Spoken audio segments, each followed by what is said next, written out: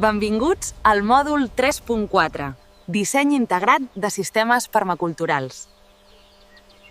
Alguna vegada us heu parat a pensar com s'ho fa la natura perquè tot funcioni en una harmonia tan perfecta? Doncs avui explorarem precisament això. Veurem com podem dissenyar els nostres espais i tant és un terreny enorme com un balcó petitó perquè cada element col·labori amb els altres, que es reforcin mútuament. Vinga, anem a descobrir el poder dels sistemes on tot, absolutament tot, està connectat. Anem directes al gra. Imagineu-vos l'escena. Tenim un estanyo, un molí de vent i un hort. A primera vista, semblen peces aïllades, oi? Cadascuna pel seu cantó. Però i si us digués que poden formar un equip perfectament sincronitzat? Aquesta pregunta és justament el punt de partida del disseny integrat. I la resposta, ja veureu, us sorprendrà. D'acord, però abans de començar a connectar les peces, hem d'entendre la filosofia que hi ha al darrere. Què vol dir exactament això de disseny integrat? No us penseu que és només una paraula de moda. És un canvi de perspectiva, un de fonamental. Anem a veure-ho. Aquí tenim la clau de volta. La idea no és col·locar elements a l'atzar, sinó teixir una xarxa de relacions, de connexions intel·ligents. L'objectiu és que cada component tingui múltiples funcions i alhora ajudi als altres. Penseu en un estany, per exemple. No és només un vessal d'aigua, no. És un hàbitat per a la fauna, és una font de reg per a l'hort i, a més, regula la temperatura de l'entorn. Cada peça del trencaclosques fa que tot el sistema sigui més fort. Molt bé. Llavors, com portem aquesta idea a la pràctica? Doncs els experts en disseny sostenible, sobretot els que venen del món de la permacultura, no deixen res a l'atzar. Fan servir un marc, una mena de plantilla estructurada, per analitzar qualsevol espai. Anem a desglossar aquestes 6 capes clau que utilitzen per a l'anàlisi. El punt de partida sempre és l'aigua, on es recoll, com es mou, com s'emmagatzema. Després, pensem en l'accés, els camins que ho connecten tot. A continuació, les estructures, la casa, els coberts, els hivernacles, tot el que està construït. Després, les zones, que bàsicament organitzen l'espai segons com de sovint hi anem. El pendent, esclar, és crucial, com la forma del terreny afecta el sol, el vent, el flux de l'aigua.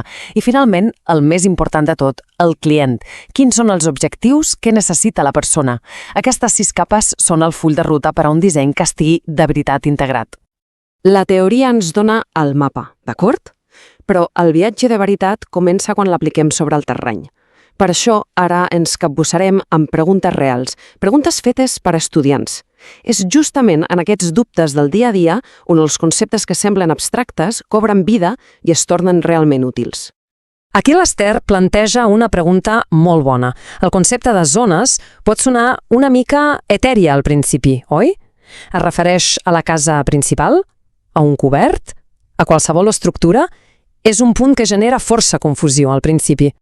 I la resposta de l'assistent és genial per la seva simplicitat. Ens diu que ens ho imaginem com un estudi d'eficiència.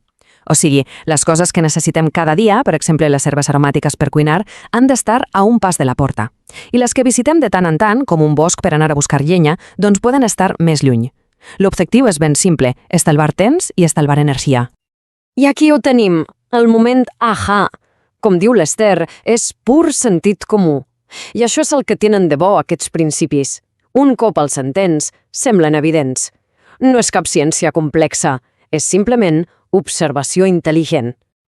Vinga, passem a una altra pregunta, aquesta vegada centrada en un dels elements més vitals, l'aigua.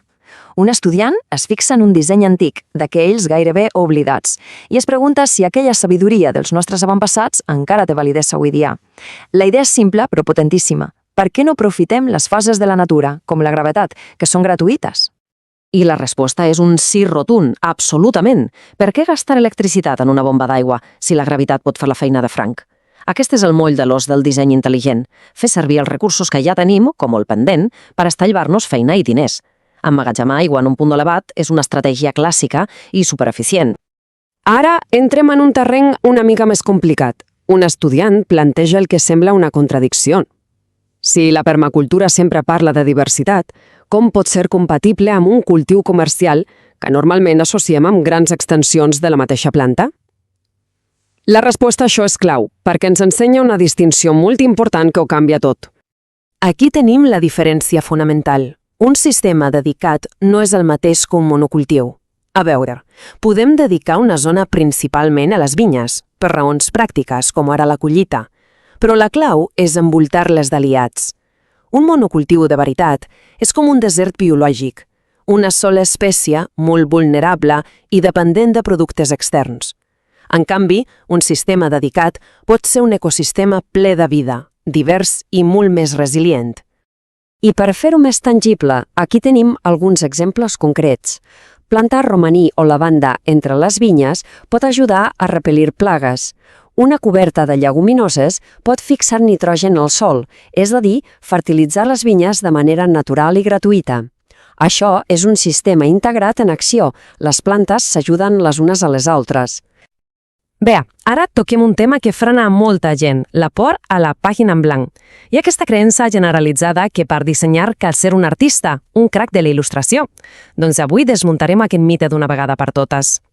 Aquesta és una preocupació superhabitual, que segur que molts compartiu. Aquesta por a no saber dibuixar pot arribar a paralitzar la creativitat. Però, de bo, cal ser un artista per dissenyar un sistema que funcioni?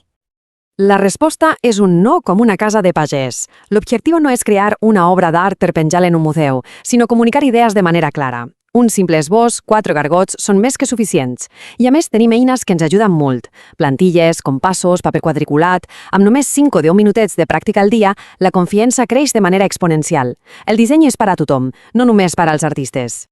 Hem parlat de principis, de capes, de tècniques, però ara arribem a la idea final, a la regla d'or que ho lliga tot, i és, probablement, la més important de totes. I aquí la tenim. Dependrà del context. Aquesta frase ho és tot.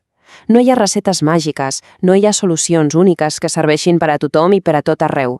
És de calaix, oi? El que funciona en un clima sec i càlid no funcionarà en un de fred i humit, i el que és ideal per una granja no té cap ni peus en un balcó d'un pis. Aquest és el missatge final, el més potent. Un bon disseny no consisteix a seguir una recepta al peu de la lletra, sinó a aprendre a ballar.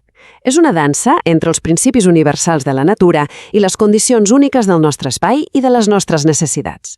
No hi ha una solució única. El que hi ha és una caixa d'eines per crear la nostra pròpia solució feta a mida.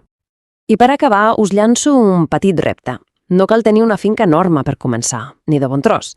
Potser la primera connexió és tan simple com fer servir les restes de la cuina per fer compost per a les plantes del balcó. O potser és col·locar una planta alta per fer ombra a una altra que és més sensible al sol. Mireu al vostre voltant, del vostre propi espai. Quina és la primera petita però brillant connexió que podeu dissenyar avui mateix?